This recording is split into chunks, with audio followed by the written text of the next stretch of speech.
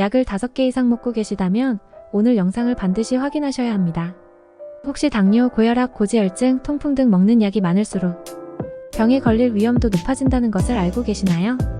약을 많이 먹는 것에 대한 위험성과 예방 방법에 대해 이야기해 보겠습니다.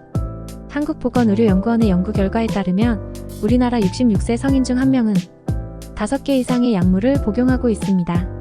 나이가 들수록 만성질환이 늘어나고 여러가지 약을 추가로 복용해야 하는 경우가 많습니다.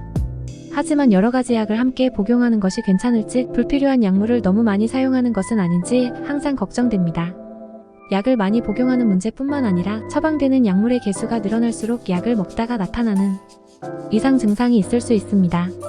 이를 해결하기 위해 다른 약을 추가로 처방받는 연쇄 처방으로 이어질 수 있습니다.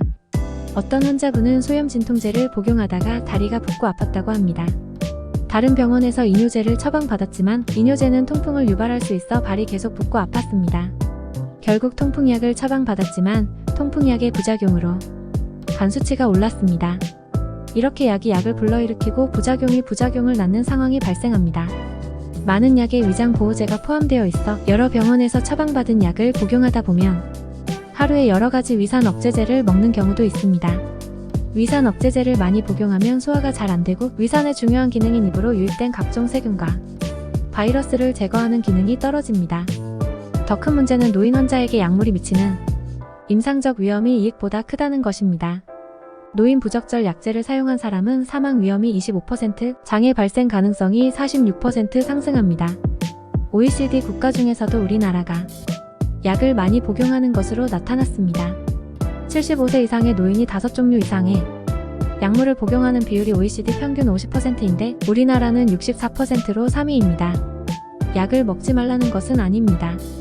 꼭 필요한 치료약은 드셔야 합니다. 다만 약을 복용할 때 몇 가지를 꼭 확인해 주세요. 첫째, 병원에 갈 때 지금 먹고 있는 약들에 대해 처방전을 빠짐없이 가져가세요. 병원을 여러 군데 다니시는 경우 의사나 약사가 환자가 먹고 있는 약 복용 이력을 다 파악하기 어렵습니다. 그래서 처방전이나 약봉투 설명서를 가지고 다니는 것이 좋습니다. 또한 국민건강보험공단 어플을 통해 처방 내역을 확인할 수 있습니다. 둘째, 내가 복용하는 약의 목적과 복용 이유를 알아두세요. 치료약인지 증상 완화약인지 계속 복용해야 하는 약인지 필요할 때만 먹어야 하는 약인지 꼭 적어두세요. 이렇게 하면 불필요한 약 복용을 피할 수 있습니다. 셋째, 생활요법을 실천하세요. 약국에서 파는 약이나 한의원에서 처방하는 한약 외의 생활에서 할 수 있는 진짜 약을 드셔야 합니다. 좋은 식사, 해로운 거 피하기, 많이 걷기, 운동하기, 잘 자기 등이 진짜 약입니다. 좋은 습관은 겹치면 겹칠수록 몸에 이롭습니다. 마지막으로 진짜 약을 많이 드시기 바랍니다. 생활요법이 처방하는 진짜 좋은 약은 과식해도 좋습니다. 잘 자고 잘 먹고 해로운 것 멀리하고 햇볕 잘 쬐고 많이 걷고 근육 운동을 하려고 노력하는 것이 중요합니다. 치료약을 먹지 말라는 것은 절대 아닙니다. 치료약은 반드시 필요합니다. 하지만 우리가 약을 먹을 때 정말 필요한 약인지 잘 따져보고 조심스럽게 드셔야 합니다. 생활요법을 통한 진짜 좋은 약을 많이 드시기 바랍니다.